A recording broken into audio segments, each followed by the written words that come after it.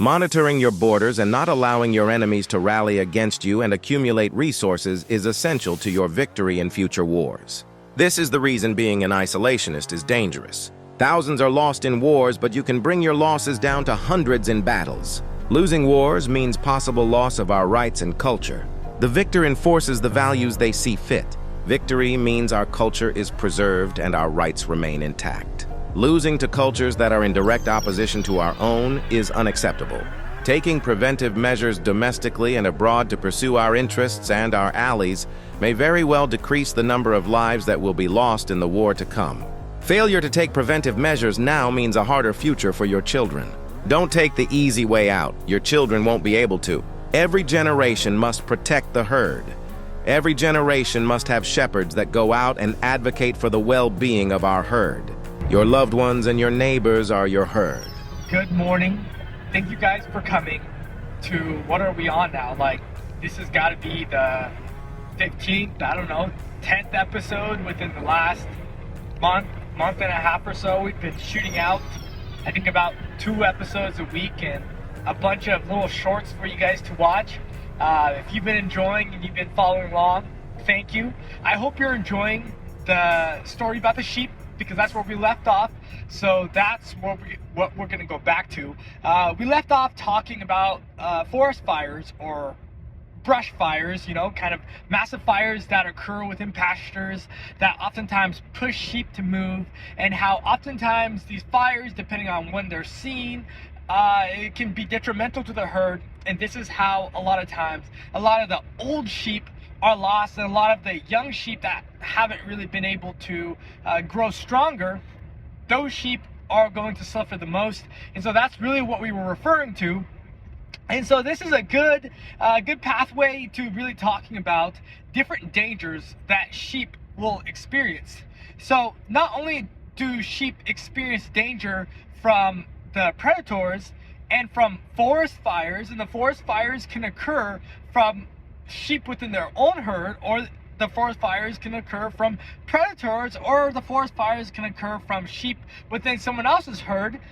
There are also the dangers of sheep within your own herd that simply attack you because they dislike you, because they're dishappy, because they're just bad sheep in the first place. These sheep are no good. We'll call these the black sheep of the herd. We'll just say the black sheep of the herd, they turn dark when they start doing dumb crap, okay? So let's consider those the criminal sheep. I know you're all freaking out right now, and you're all gonna start calling me a house N-word and some ridiculous stuff, but this is kind of a good analogy. Have you ever heard the social analogy, you know, the black sheep in the family? Let's just go with that. I'm not talking about race, but if you do have a problem with me saying that, just remember that black people make up 13% of the population in America and commit something like over 50% of the violent crimes. Okay, so if you have a problem with that, that's on you. That's really just not on me. But that's all a subject for later. We touched a little bit about that when we were talking about cultures. So if you're curious as to more about that, go look at my video to where I was talking about cultures.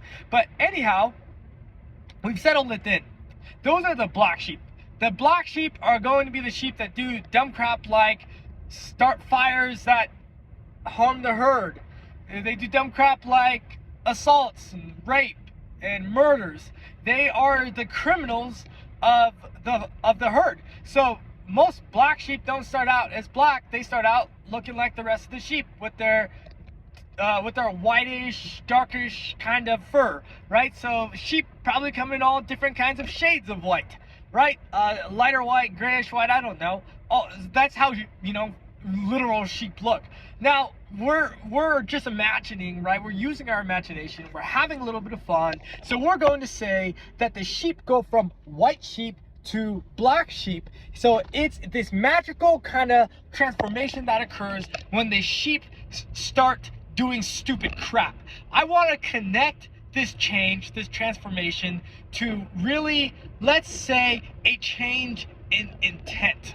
So when a sheep's intent becomes detrimental for the herd, their fur turns black. But this isn't something that any kind of sheep can see. Because this is magical, well, you have to have magical abilities to see the kind of change that's occurred to the sheep within your herd. So this is a basic ability of good shepherds. Most shepherds can know when most sheep have turned into the black sheep of the herd.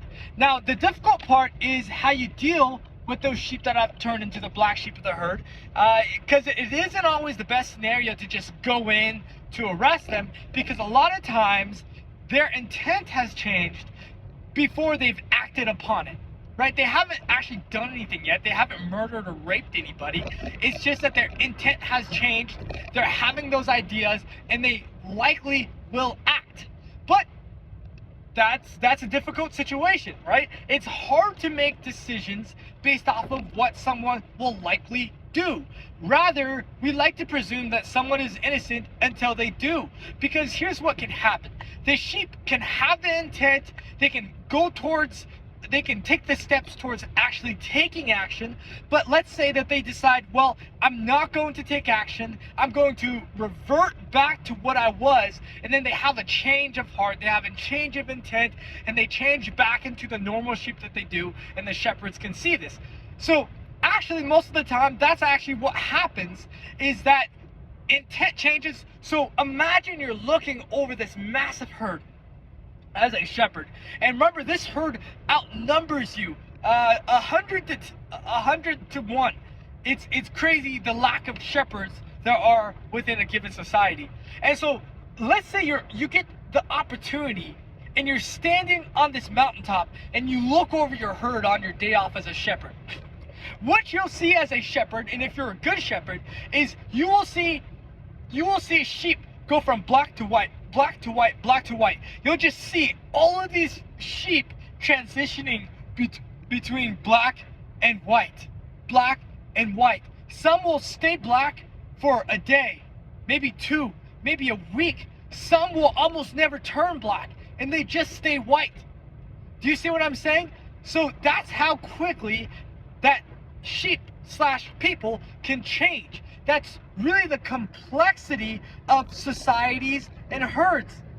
Ideas change, beliefs change, circumstances change, people experience pain, people experience suffering. So these kinds of things are going to change certain people's/sleep's intents. And that intent is what will change the coloration of the sheep, which is what the shepherd can see. So now you understand why it is that a sheep doesn't just turn black and you immediately just start beating the crap out of the sheep. That's not the way that works. That's a bad idea. They haven't actually done anything yet, and it's likely that that sheep will actually revert back to what they were. So what are the reasons why sheep might revert back to being the white sheep and not the black sheep of the herd? Well, some sheep are going to revert back because we've built good institutions. These institutions are deterrences for certain actions that the sheep might take. That might be one reason they revert back. Another reason might be other good Samaritan kind of sheep. Good sheep that talk them down, that support them, that help them really get past whatever it is that's changed them into the black sheep. So there are multiple reasons for why sheep might end up reverting back to the good little white sheep that they are, right?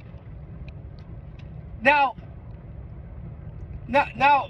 don't freak out yet. You're still following me. Remember, I'm not talking about white people, and I'm not talking about black people. I'm talking about magical sheep, and most sheep are simply, they just have, white fur. Okay, that's the kind of sheep that we're talking about. If you'd like to talk about mountain goats, we can do that too. I don't mind talking about mountain goats. They have a brownish fur, so they go from brown to black. If that makes you feel better, then that's how you can imagine my story. Imagine mountain goats like from, Montana, that are like a tannish kind of brown, and they turn black once they misbehave.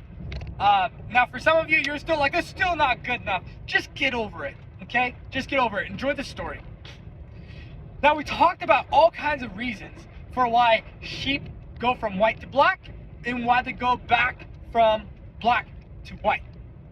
We've talked about all the reasons as to, well, all the dangers that they face, where those dangers come from. All right, we've built a good basis to understand kind of how our herd operates, right? We've built a good basis. So within our herd, there are herd leaders, there are herd elders, there are the young, and it is up to the sheep as to what kind of society that they want to have. But of course, like I said, if the shepherds lose, then you might lose everything. You might not really have much of a society, or you might have to be forced to live in a society in which you wouldn't have wanted to be in. Now, I'm going to play a scenario for you, and this is going to be what we're going to label Scenario 1. Scenario 1 is a story of the sheep that betray their shepherd. They betray their shepherd through voting. They vote into their herd corrupt leaders. And these corrupt leaders undermine the efforts of the shepherds. And not only do they undermine the effort of the shepherds, but they allow in and they foster the growth and the progress of predators that go from sheep to predators.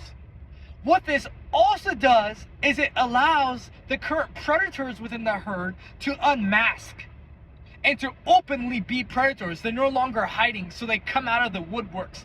So now, not only do you have sheep that have become predators because they progress and because the society is allowed, and because the sheep have voted in corrupt leaders that have allowed that, but you have predators that are unmasking, that are going to do further harm.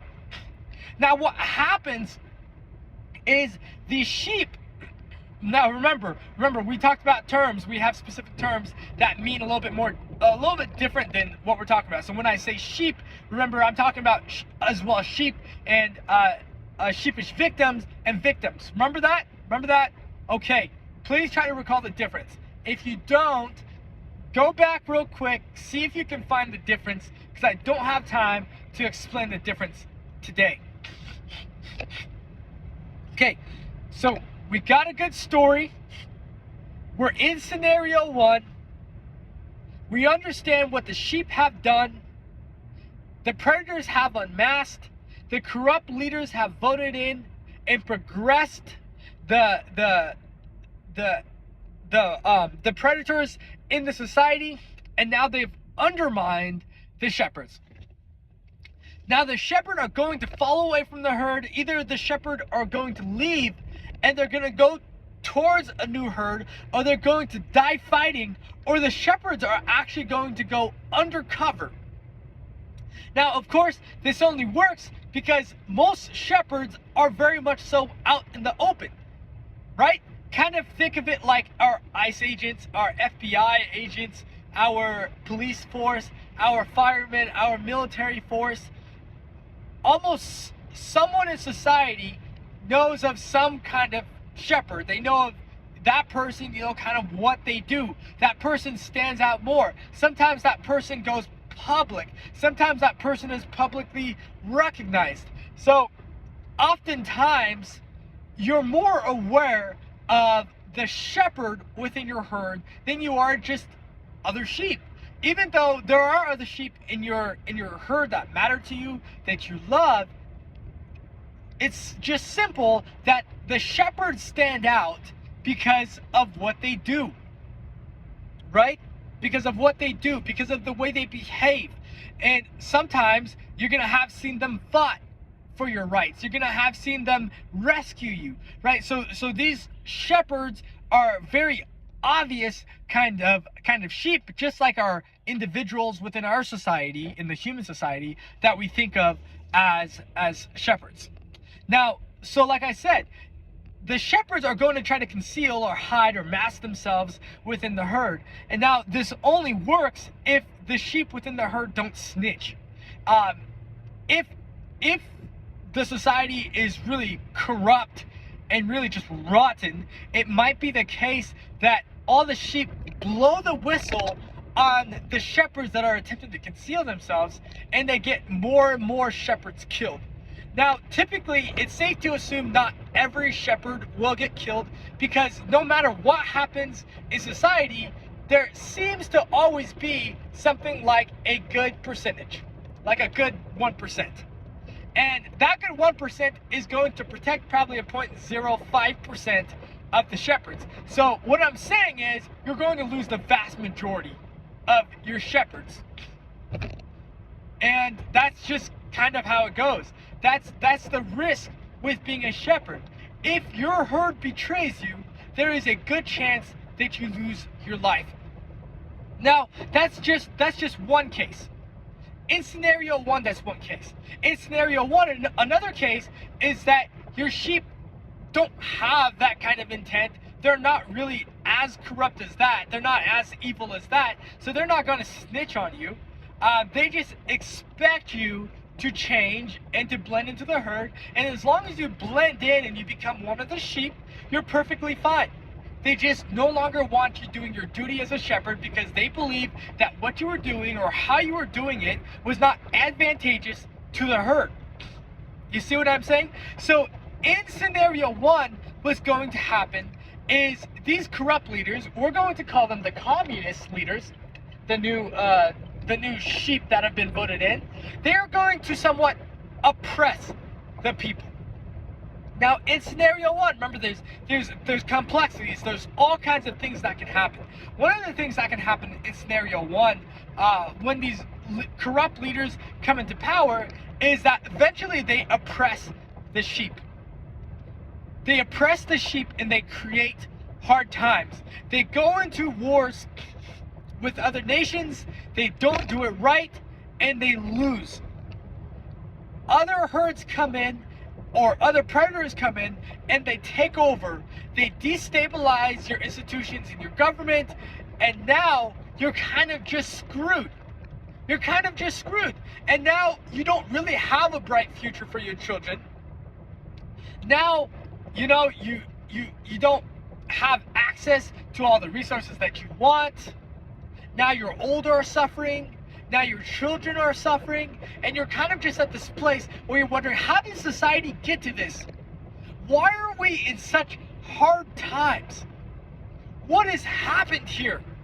We used to literally have a society in which the shepherd would go out and ensure the battles never came to our herd. We used to have a society in which the shepherds were ensuring that our strong always had the resources that they need. The shepherds that we had in the past would have never harmed us. So a generation goes by, and those that grew up with the shepherds are now dead, and those old shepherds that used to do their job are also now dead. Now this is going to become the hardest time, because you've screwed over your new generation. You see what you've done? You've screwed them over, because this new generation, they never grew up in the soft or the peace times. This new generation, they have to come out swinging. They have to be ready for battle. Their life from the get-go is going to be much more difficult than your own. Do you see what's happening here? What's happening here is that the previous generation has made mistakes. They wanted an easier life. They really thought that they could just stop taking preventative measures. They really thought that they knew better than their shepherd. They really freaking thought, and now they're young. The next generation is going to pay that price. Everything that we do today, as fathers, as mothers, as voters, this stuff rolls downhill. Understand that the shit rolls downhill. This shit will roll down to your children. So even if you say, why must we do this? Why do we do that? We do it for our children. Don't you see? We do it for our children. We do it for the next generation. this herd did not take the children's future into an account, or they misunderstood basic reality and basic survival, and they thought that they knew better. They thought they knew better. They thought they could do better. But guess what? Most shepherds have a natural sense of reality. They have a natural basic survival instinct, and they're going to take those actions to ensure that you are safe, that you are provided for, and even though it's not always as easy as it could be, they're going to ensure the brightest future for your children. That's their goal. That's their intent. It's their intent. Even if it was your intent for a better or easier future for your children, you have to remember that creating easier times for yourself will not always create easier times for your children. Don't you see? It's that selfishness again. It's that selfishness. People are so self-centered. That was scenario one. I really want you to download this into your head. Think about the story that I've just told you. Now, in scenario one, in this scenario that we've talked about, and the complexities within it, take the complexities all within account. Now, in this scenario one, what do you think these sheep are? What do you think they are? Now that they're oppressed, now that they've kicked out their shepherd, or even got some of their shepherd killed, now that they've voted in corrupt leaders that have made the generation of their children hard, or the life of their children hard, what is that generation that had done that, that had taken the steps towards screwing over society? What is that generation called? That generation is called sheepish victims. That is what they're called. You know, the people in your life who have good intent, but they made stupid decisions that just weren't really based on reality, and you're just kind of like, what were you freaking thinking? I mean, this is basic reality. Why would you think something else would happen? Well, those people in your life are sheepish victims. And that is what has happened in this herd. They are sheepish victims. And the victims are actually their children. But you see, the new generation, the young sheep, are going to be indoctrinated by the corrupt institutions that have been erected. So you see, who's really getting hit, who's really suffering the most, are the new generation. They are the victims. But you see, it's going to take some time before the generations figure out that they have to do something different. Before they figure out that they have to live a little bit differently, that they have to fight back, that they have to change their ideals, that they have to change their cultures. And that is going to be so hard to do, because all they've ever known is what those corrupt institutions have taught them. And when the better of society have tried to teach them, the corrupt of society has cracked down on it. So you're seeing how difficult it really is. And because of this difficulty, because of this loss that can occur for this new victim generation to really step up and change their situation, because of the difficulties, and these difficulties are loss, it's pain, it's suffering, right? That's what happens when you impose the institutions, the corrupt institutions. That's what would happen in a communist China. That's what would happen in a freaking psychopathic North Korea. That's what would happen in a murderous regime like Iran. That's what would happen in a corrupt government or corrupt institutions or freaking Islamist regime like freaking Palestine. That's what would happen. So you see how difficult it is for the victims to really step up, to change the circumstances, and to really do something different. You're gonna have to incur loss. You're probably going to have to plan on giving up your own life. You see what's happening here? A whole generation has to be okay with giving up their life, maybe never seeing their children, never hugging their children. They have to accept that and to understand that that is okay, that that's what they have to do in order for the future generation to have a better life than they had.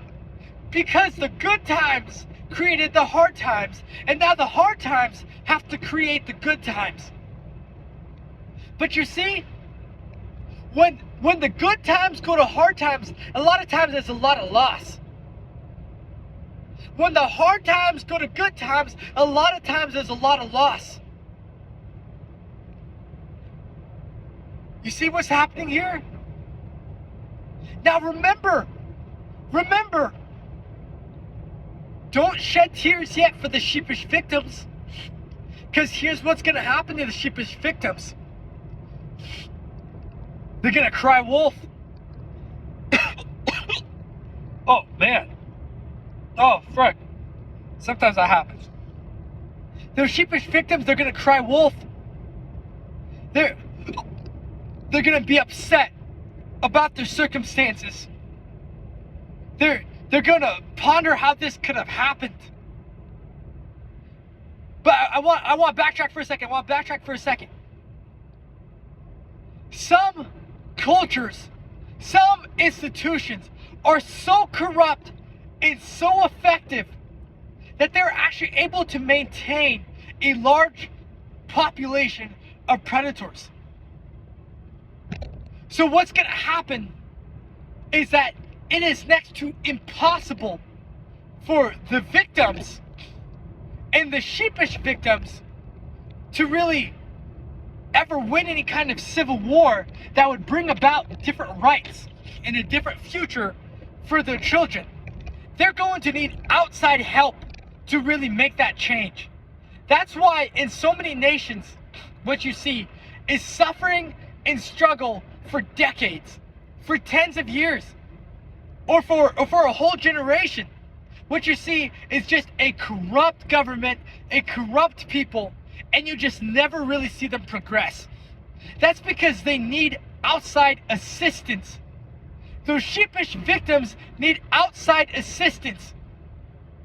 Sometimes you need a little bit more to open your eyes. You need someone to really show you how it could be and why it could be that. Don't cry yet for the sheepish victims. The sheepish victims are likely the people who have gotten you to where you are. Make no doubt about it, the sheepish victims could have made better decisions. They could have voted better. They could have signed peace agreements, but they didn't. And now they're going to cry wolf. Now they're going to expect all these other herds to feel bad for them. Because guess what? When their little herd members and their little predators start causing trouble with superior herds, those superior herds are going to knock them on their ass. They're going to wipe out their freaking herd. Because this is reality, right? This isn't just a stupid game. This is reality. If you're a freaking radicalized, psychopathic little herd next to a superior herd, and you border them, and you're close to them, and you pose a threat to them, you bet your ass they're gonna knock you on your freaking face, or they're gonna dwindle down your herd 100 by 100, 1,000 by 1,000, pretty soon you're gonna have lost 40,000 of your herd. 40,000. Then you're going to lose the next 10 years another 10,000. Next 50 years another 40,000.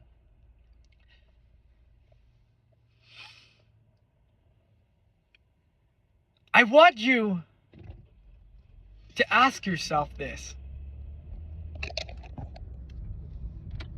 Do you feel bad for the sheepish victims? Do you? These sheepish victims could have pursued peace. One step they could take is not pissing off the other herds, especially the superior herds, and not putting themselves in that kind of situation. But instead of proposing peace, instead of staying in their own lane, instead of being good to their citizens, you see, they keep on voting in and they keep on supporting the same corruption that's gotten them to where they are. They keep on shouting from the river to the sea.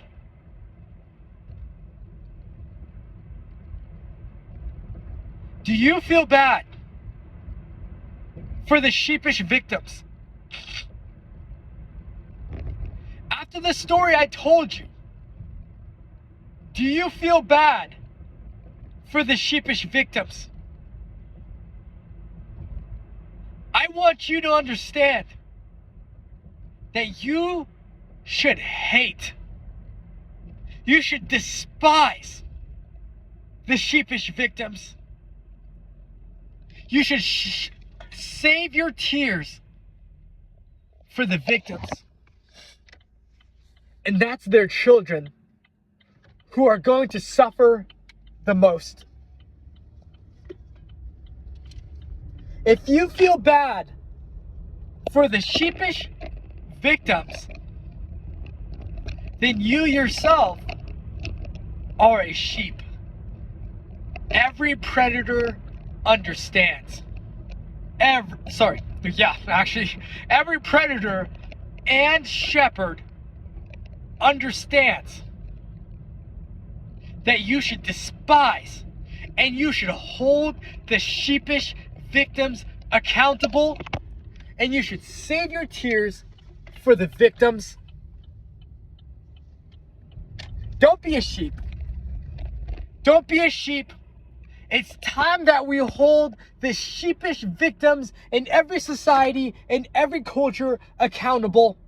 Sheepish victims create inferior cultures, and what you see in Gaza is an inferior culture.